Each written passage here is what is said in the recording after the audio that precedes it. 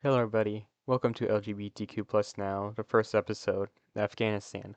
It is a series inspired by Geography Now, and instead of covering geography, we will be talking about LGBTQ plus people around the world. I am your host, Marsho-Kiribati, and you may just call me Marsho, and I am a trans femme. Now, Afghanistan is not a great country to start with, considering everything that's been going on there for the past few years and its heavily Islamic belief system. So there is not going to be a lot to this video, and some stuff may be omitted by accident because Afghanistan is a very information scarce country, and I would not be able to get a lot out of it more than I would and would like to inform you guys about. And of course, this video being more than 2 or 3 minutes long just proves that LGBTQ people can exist everywhere. And if they're suffering through Afghanistan's regime, then we can survive anything, even what other governments may oppress us about. We will live, we will thrive, you cannot stop us because we are everywhere. Now, to start off, we'll talk a little bit about Afghanistan as a nation. Afghanistan is currently governed by the Taliban. It is a unitary government and a theocratic state, and it is also an emirate. Early 2026 predictions of Afghanistan's population stands at about 44.7 million. Its national capital, Kabul, and has an area of 652,860 kilometers squared. It has a total GDP of 18.08 billion USD as of 2025, with a GDP per capita of 417. Its largest cities: Kabul, 5.6 million; Herat, 1.26 million; Kandahar, 799,000; Bizari Sharif, 651,000; Jalalabad, with 587,000. Its two official languages, Dari and Pashto, are respectively spoken by 77% and 48% of the population. The main religion of Afghanistan is Islam, with 99.9% of people practicing it. And of those people, 88.5% is Sunni and 11.5% is Shia. Now, the LGBTQ population of Afghanistan, it's going to be very slim, but there is no exact count of how many people are part of the community. But if I were to guess, I would put the population at around 5,000 to 10,000, such as count estimates from other organizations, and with the majority of the population being Muslim, not being 100%.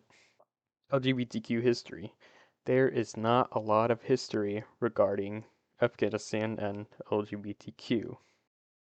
Bakabazi, also literally known as boy play in English, is a historical tradition, now illegal, is a form of child sexual exploitation where young boys aged 10 to 18 either sell themselves or are kidnapped from their families to the possession of a male adult, who are typically older and more powerful in the government. It started out hypothetically and theorized in Alexander the Great's army, but this tradition, Vachabazi, was introduced to Afghanistan in the late 19th century. It was legalized in Afghanistan by the 2018 Penal Code. However, it is only prominent now because it was revived by extreme poverty, war, and corruption in Afghanistan. And this also does include transgender youngins in Afghanistan. And lastly, for this section, the Afghanistan Constitution of 2004 justified the use of Sharia law, which could allow queer people to be criminalized and charged under this section. The United States could have made the Afghan government, and even the Taliban, recognize the rights of LGBTQ people. However, they did not, and even if they tried, I'd assume the Afghans would not put up with that. LGBTQ agenda. We look at the past few years and judge based on how the LGBTQ population will be in a few years or more. In 2017 Penal Code, it targeted homosexuality and criminalized it via illegalizing same-sex intimacy between women, sodomy, same-sex intimacy between men, absent penetration, and inciting two or more people to commit sodomy. And this was under the Republic era. So both the Republic and the current Taliban regime both did not like LGBTQ people. And Taliban regaining control of Afghanistan led to queer people to go into hiding and or fleeing the country to neighboring countries such abroad. Now, since it is the Middle East, neighboring countries do not have friendly laws similar to Afghanistan, but they do believe that it is better than Afghanistan. And in turn, internet groups of LGBTQ Afghans, originally on social medias like Facebook, have to shut down to prevent the Taliban from finding their families and who they are. In August 2024, the Propagation of Virtue and Prevention of Vice law is passed by the Supreme Leader of the Taliban, criminalizes anal sex and same-sex intimacy between women, also allows punishments to the Taliban's liking, including fines and public imprisonment. And due to all this, on the 23rd of January of 2025, two warrants were filed by the Office of the Prosecutor of the International Criminal Court for the arrest of the leader of the Taliban and Chief Justice of Afghanistan.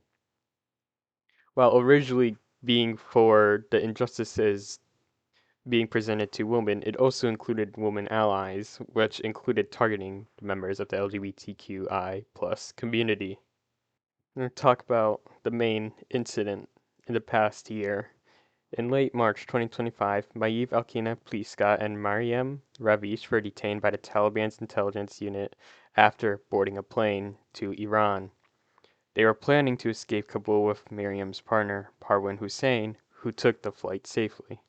The two girls' phones were confiscated by the Taliban, which discovered LGBTQ plus content on them, and Maiev and Miriam were arrested and likely tortured.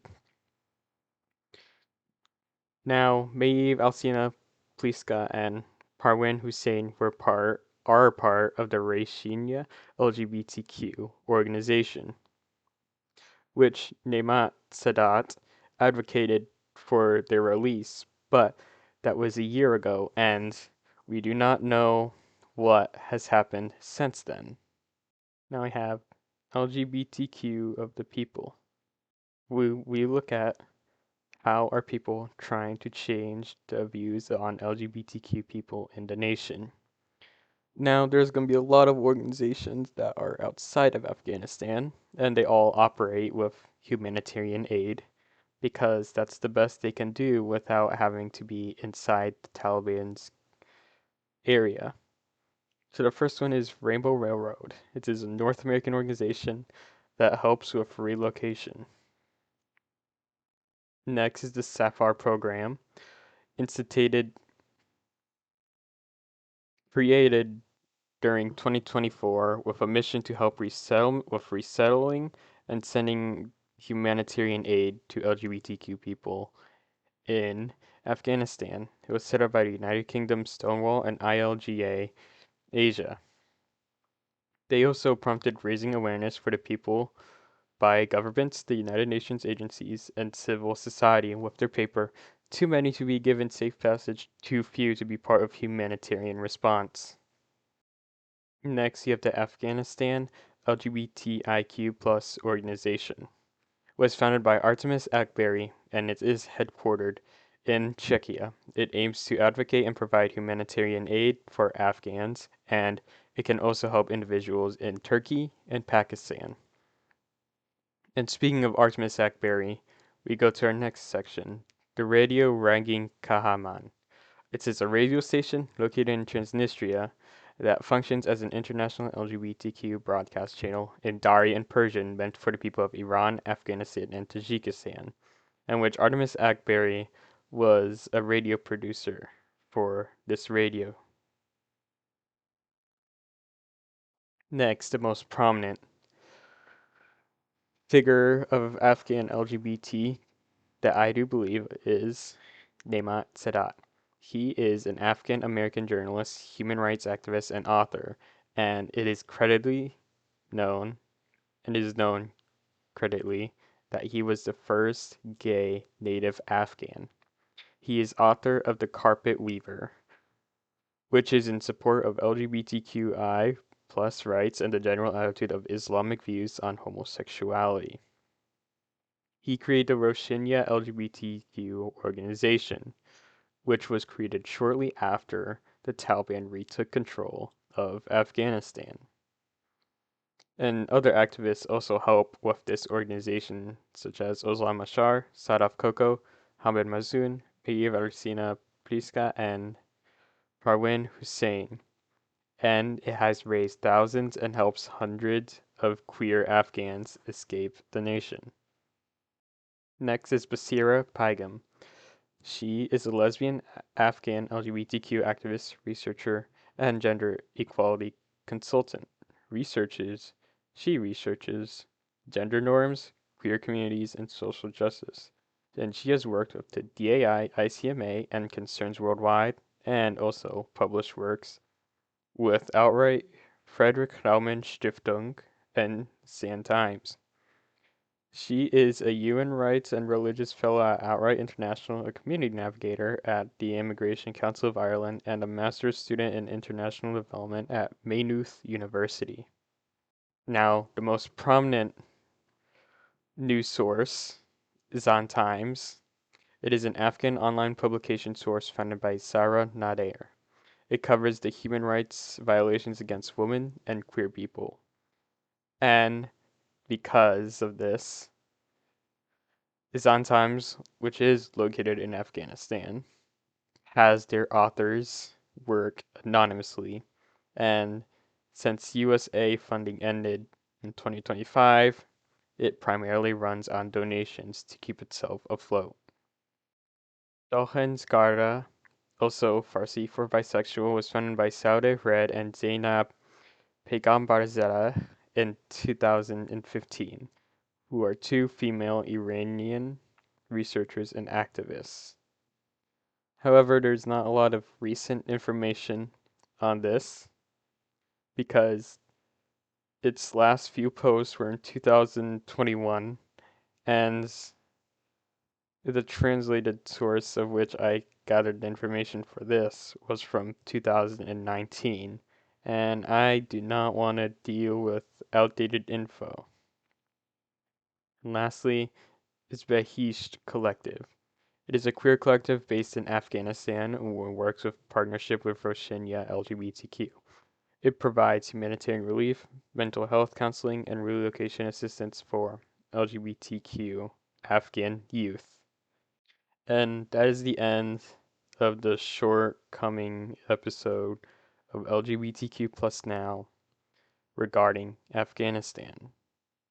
I would it would be very much helpful if you could subscribe and share this video out to others for people who are either curious about LGBTQ people around the world or you just want to support this channel because this will be a long series that I plan on doing fully through all 190 so nations around the world, such as how Geography Now has completed or or they have been completed with theirs.